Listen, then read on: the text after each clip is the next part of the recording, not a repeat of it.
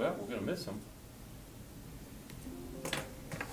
And we have our tons of meetings every year. Right. You know. Now, we used to have a lot of meetings. You know, we used to do things, but one of the key things is, if the Board of Are you live? Equalization is having He's tons. live, just so you know. Pardon? We're live on the mics Yeah, now. Okay. if Board of Equalization is having a lot of meetings, there's a problem with the zone.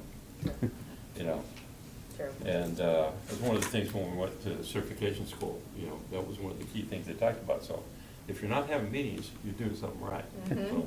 So, we have our yearly meeting, I guess, for organization. Mhm.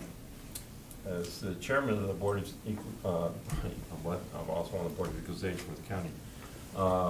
For the Board of Zoning Appeals, I'd like to call this meeting to order. Ms. Rice, can you give us the, call the roll, please? Sure, Mr. Schuman? Yep. Here.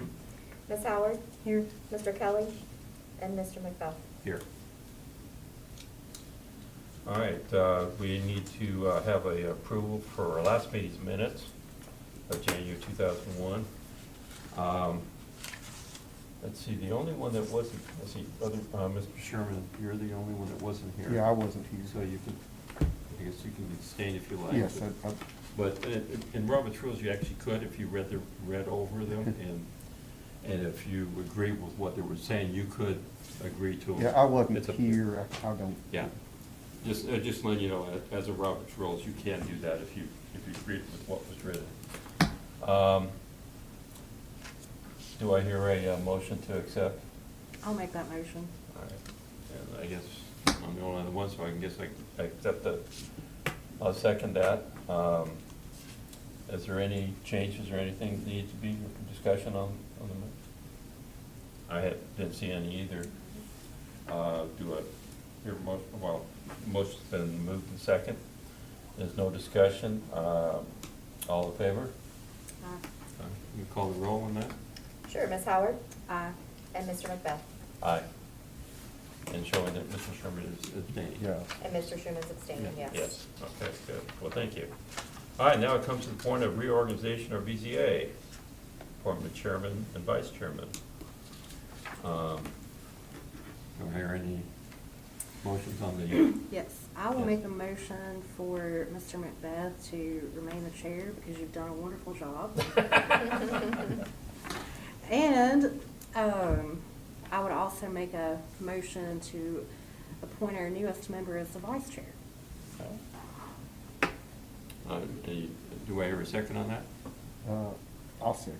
Okay, all right, so Mr. Sherman is going to second. Any discussions or anything?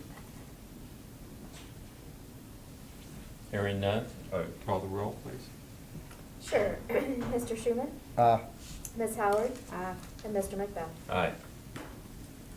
Well, I thank you for your support on our yearly meeting.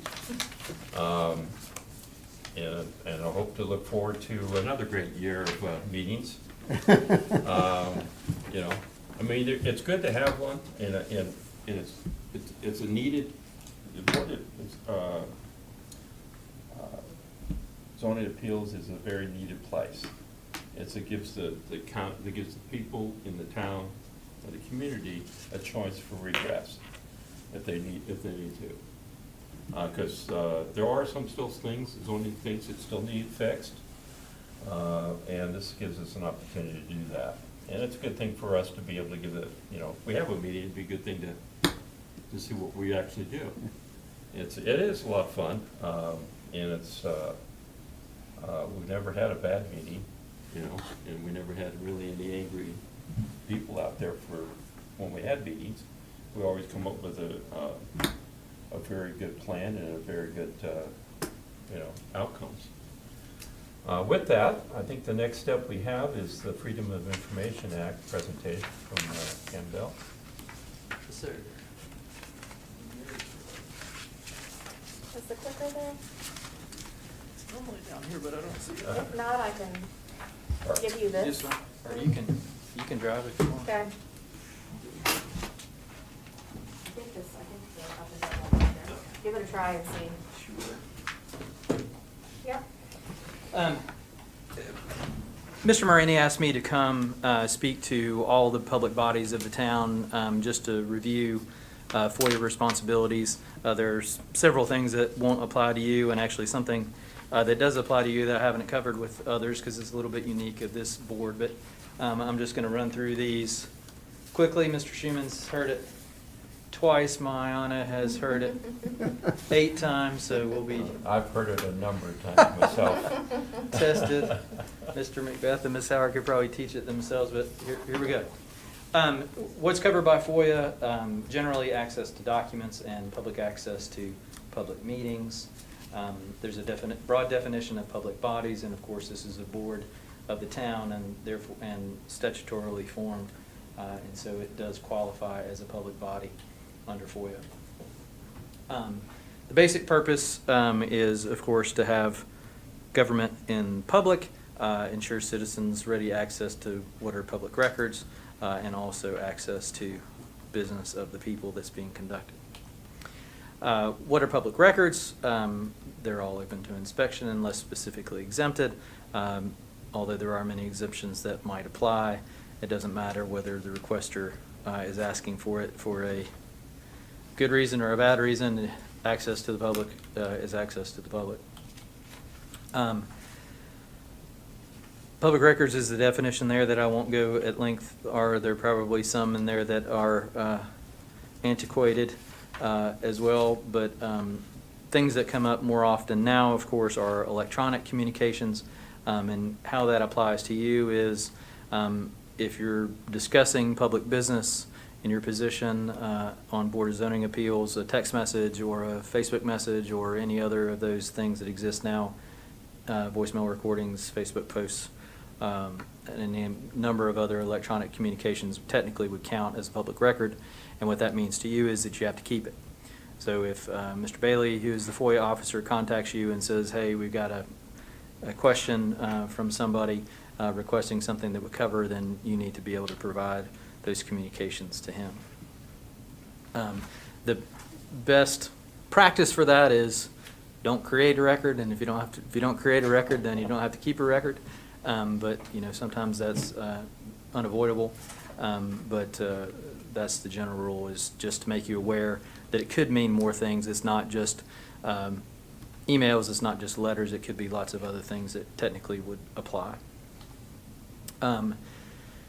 These are things that mostly apply internally, but these are the general rules about how the town has to respond. So, for instance, if you do get a request from Mr. Bailey on something, he's got a really quick turnaround time to respond. These are the common exemptions, and again, this is something that he and mostly Ms. Kingsley would manage, but these are the general exceptions of things that would not be disclosed, even though they are technically public records. So then we get to the next half, which is public meeting, and of course the general requirement is that if there is public business, then it be done in public. And the general rule on that is what means a meeting, and that's normally governed by how many people are there. This body has 5, so as we established today, 3 is a quorum. If there are 2 of you, you can technically discuss business without it being a meeting. There's a little bit difference in this board about who you can discuss things with or not. But if 3 of you happen to be at Food City at the same time in the grocery aisle, if you're talking about Kenny's daughter's wedding, then that's not public business, and it doesn't matter if 3 of you are in the same place at one time. But it can include informal gatherings and that sort of thing. If you are in the aisle and you say, hey, what about that shed on Valley Street, then that could be a public meeting. And of course, what that would mean is if you're going to have a public meeting, then it'd have to be noticed, and the public would have to be allowed to respond. So there really isn't a scenario where you meet in that situation where you wouldn't violate FOIA because of all the requirements to provide notice ahead of time and access to the public. So don't do it. Generally, telephone and video conference meetings, and you may be on other informal bodies that vote by email and that sort of thing, that's not allowed here. Of course, there was an exception during the emergency for coronavirus that made some exceptions. That's all gone away now. There is a policy that council adopted that, I reminded myself this week actually, is applicable to all the boards and committees of the town, that there can be remote participation by some members, but there has to be a physical quorum present, and there are only very limited exceptions as to why somebody would be allowed to do that. Sickness and unavoidable travel and that sort of thing. When you do that, you have to say, I'm in the Ritz-Carlton in New York, and this is the address, and this is the reason I'm there, and read all that into the record. So it's pretty limited and not something that would be workable going forward as something that would happen all the time. These are the general requirements of a public meeting. They're all open to the public, includes the media. Some people think that you're not allowed to film or record or those sorts of things, and you always are. Other public meetings, you can't vote in secret. The story I tell all the time, and this isn't something that probably would apply to you, but we'll talk about closed session in a minute, but there are limited things that you could go in, a body could go into closed session for. I don't think any of those would probably apply here. But I've seen other councils go into closed session, and then they'll come out of closed session and go into open session and say, all right, everybody in favor of the stuff that we discussed in that room, and aye, and you can't do it that way. You have to come back into open session and discuss what it is and have a motion in public on what it is that you are doing.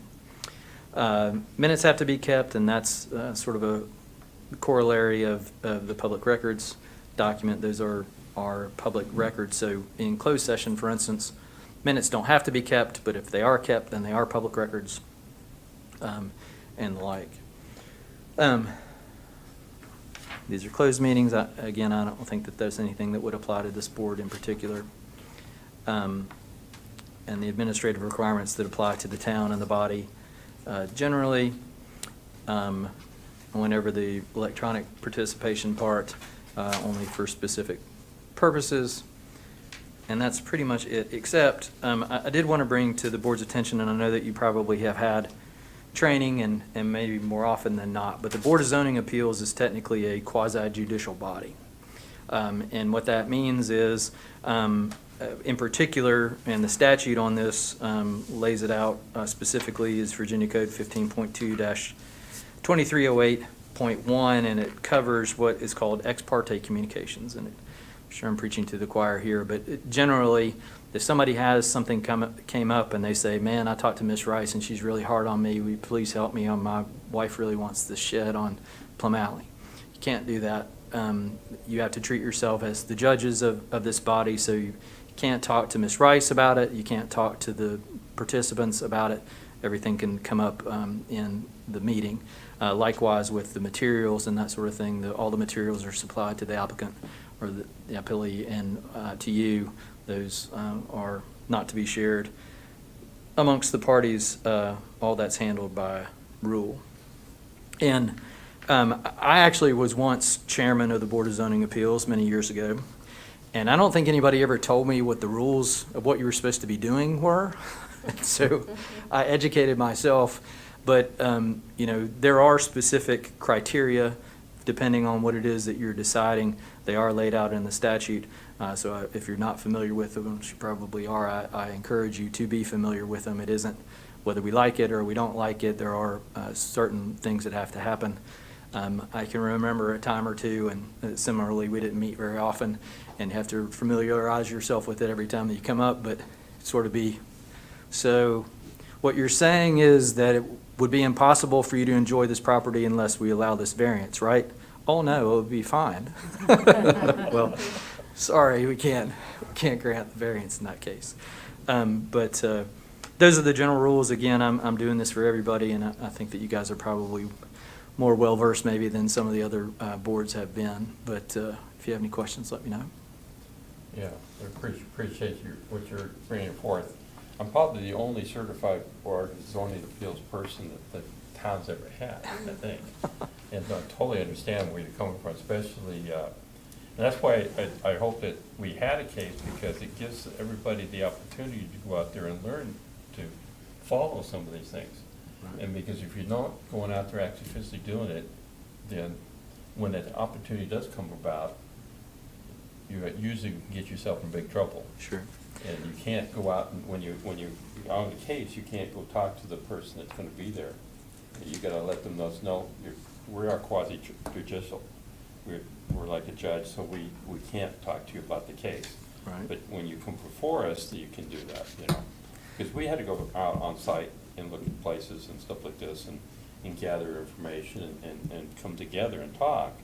And then decide, okay, does this fit the variance, you know, the requirements for a variance or not?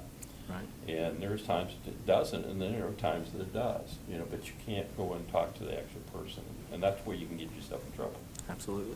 Yeah, so, yeah, Okay. that's the fun part.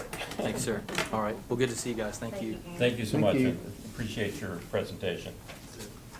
Any other questions? All right. I've left already. All right, thanks. You left already. He's gone.